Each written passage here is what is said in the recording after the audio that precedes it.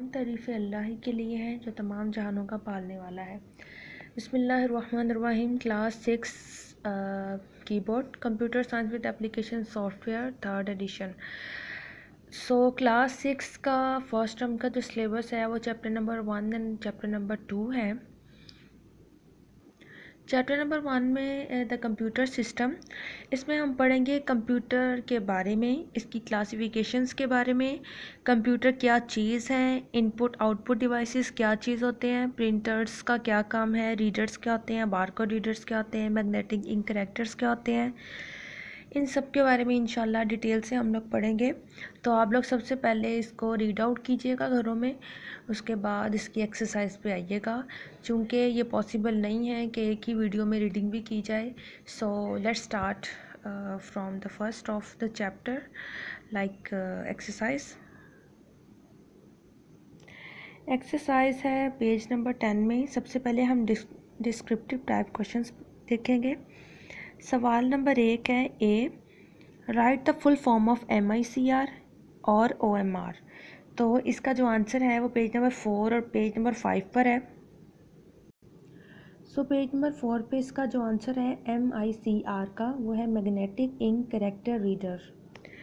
Magnetic ink character reader जो है वो हमारा कैरेक्टर्स को स्कैन करता है और उसको चेंज करता है या उसको थ्रू आउट द यूज़ करता है मैग्नेटिक इंक से।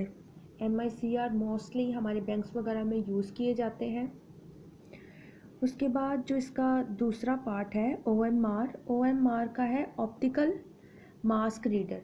ऑप्टिकल मास्क रीडर की जो बेहतरीन एग्जांपल है वो जब आप बोर्ड के पेपर देने जाते हैं तो जो आपको शीट मिलती है वो बेसिकली OMR शीट होती है जिसमें आप बबल्स को फिल अप करते हैं। वो सारी जो है वो प्रिंटेड फॉर्म में आप यूज़ करते हैं ऑब्जेक्टिव टाइप एग्ज़ाम्स में, बॉक्सेस, सर्कल्स, जिनको आप पेंसिल या इनके साथ इंक के साथ आप उसको फिल करते हैं, वो बेसिकली OMR शीट होती है। उसके बाद जो क्वेश्चन नंबर 2 है हमारा वो है डिफाइन अ प्रोग्राम। प्रोग्राम क्या चीज़ होती है? इसका जो आंसर था प्रोग्राम का वो है पेज नंबर 9 के ऊपर। A sequence of step by step instruction to perform a particular task. यानी इसमें ये एक ऐसी तरतीब है जिसको आप फॉलो करते हैं स्टेप बाय स्टेप, और उसके बाद आप एक जो आपको मखसूस पार्टिकुलर टास्क दिया जाता है आप उसको हल करते हैं। इस चीज़ को प्रोग्राम का नाम दिया जाता है। उसके बाद जो सवाल नंबर 3 आता है, what do you understand by an operating system, give 2 examples. Basically जो ऑपरेटिंग सिस्टम है वो इसकी एग्जांपल रियल लाइफ में दी जा सकती है। आपके माइंड, इंसान अपने माइंड के बगैर कुछ भी नहीं है। दिमाग, सोचने समझने की सलाहियत दिमाग से आती है इंसान के। और इसी तरह जो कंप्यूटर है, कंप्यूटर का जो दिमाग होता है वो ऑपरेटिंग सिस्टम है। हर किस्म की कैलकुलेशन है, थ्रू आपने डाटा निकालना है, आपने फैच करना है डाटा, आपने उसको स्टोर करना है, कंप्यूटर को इस तरह यूज़ करना है, आपकी मुख्तलिफ़ फ़ाइल्स किस जगह पर पड़ी हैं, तो ये सारी चीज़ें किस जगह पर होती हैं? ऑपरेटिंग सिस्टम में। और अगर एक कंप्यूटर के अंदर ऑपरेटिंग सिस्टम ना हो तो वो कंप्यूटर बेकार है, यानी वो चलेगा ही नहीं इन अदर वर्ड्स। तो इसकी बेहतरीन जो एग्जांपल है, 2 एग्जांपल जिन्होंने पूछी हैं, तो इसमें से सबसे पहली जो एग्जांपल है वो आपकी विंडोज़ है।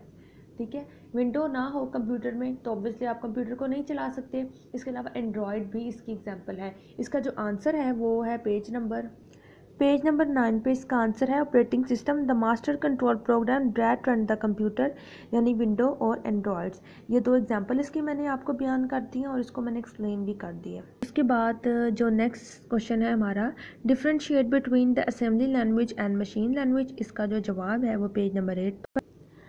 असेंबली लैंग्वेज जो है ये एक फ़र्स्ट सबसे पहले इसको 1950 में डेवलप किया गया था, और ये एक ऐसी लैंग्वेज है जो क्या यूज़ करती है? वर्ड्स को यूज़ करती है। वर्ड्स में क्या चीज़ आ जाती हैं? वर्ड्स में लेटर्स आ जाते हैं, ऑब्वियसली अल्फ़ाबेट्स लेटर आ जाते हैं। इसको यूज़ करके assembly language further output generate करती है, और इसमें जो है वो डिफरेंट किस्म के लेटर का यूज़ किया जाता है, लेटर्स की कम्बिनेशन का यूज़ किया जाता है। उसके बाद जो नेक्स्ट है हमारे पास वो आ जाता है machine language. Machine language is that the computer understand can execute directly without translation. Machine language में इस लैंग्वेज में कंप्यूटर सबसे पहले समझता है कि ये लैंग्वेज है क्या चीज़, उसके बाद इसको एग्जीक्यूट करता है। एग्जीक्यूट यानी कि सामने लेकर आता है, इसका रिज़ल्ट उसके बाद लेकर आता है।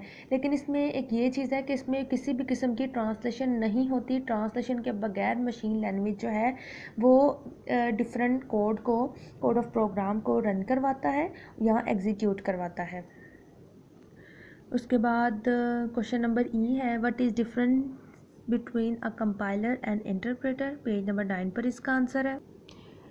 इसका जवाब जो है वो पेज नंबर 9 पर कंपाइलर है। कंपाइलर जो है वो बेसिकली एक ट्रांसलेटर है।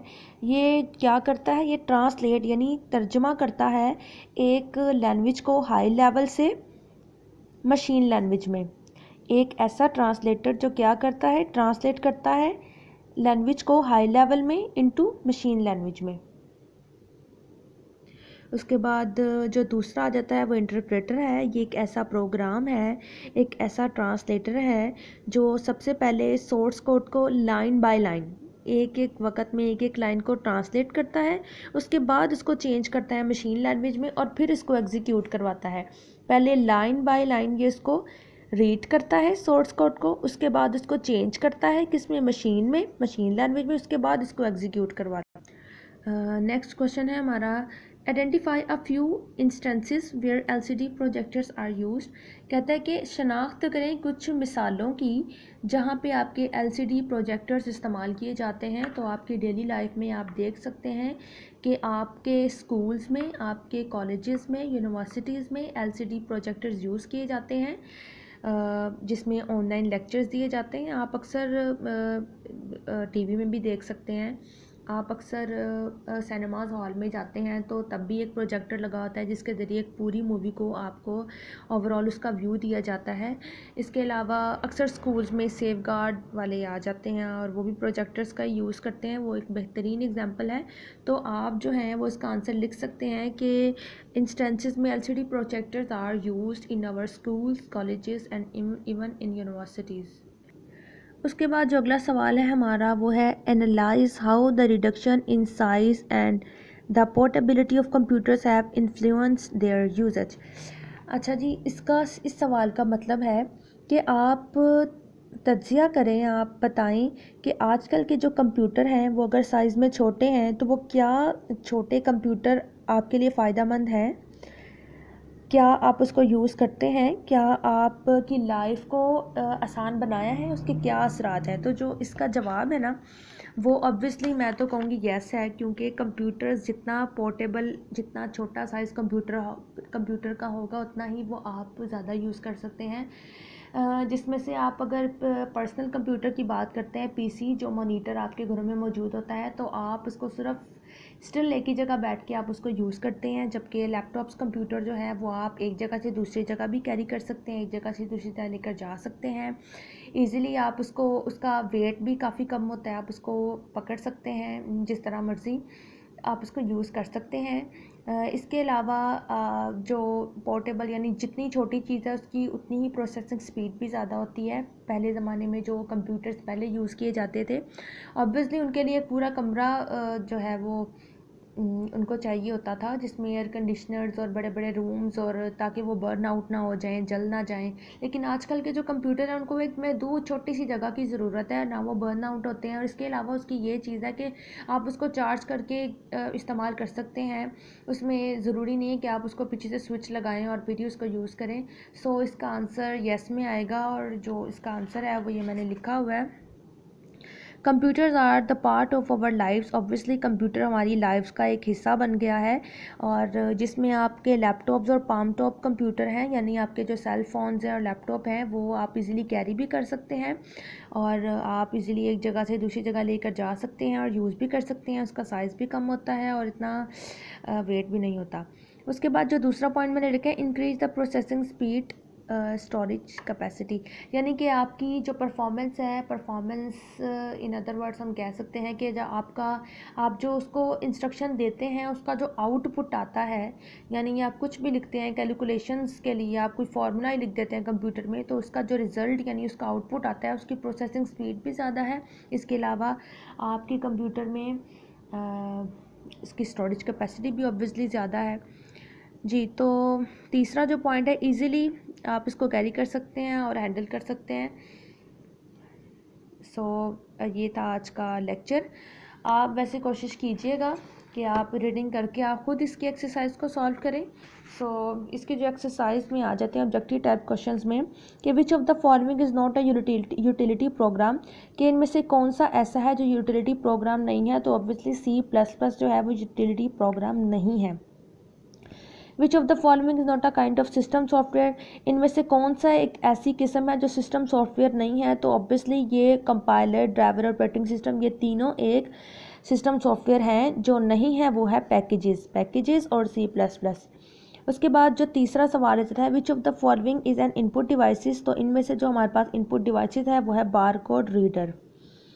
उसके बाद आ जाता है, it is a unique combination of vertical bar, इन चारों में से वो कौन सा यूनिक कम्बिनेशन बार है। तो वो है बार कोड रीडर, उसके नाम से ही जाहिर है, ठीक है, बार से ही bar code reader bar code है। MICR character can be seen on, obviously MICR हम बैंक्स वगैरह में यूज़ करते हैं, बैंक चेक्स में। तो ये था आज का टॉपिक, आप इसको याद करिए, इसको नोट डाउन करिए, इसकी प्रैक्टिस करिए, और जिस चीज़ की समझ ना आए वो आप दोबारा पूछ सकते हैं इंग्लिश फाउंडेशन के पेज पर, व्हाट्सएप पर। आपके टीचर्स आपके लिए अवेलेबल हैं, आप पूछें सवाल, प्रैक्टिस करें, अपना वक्त ज़ाया मत करें, अपना और अपने प्यारों का ख्याल रखें। अल्लाह हाफिज़।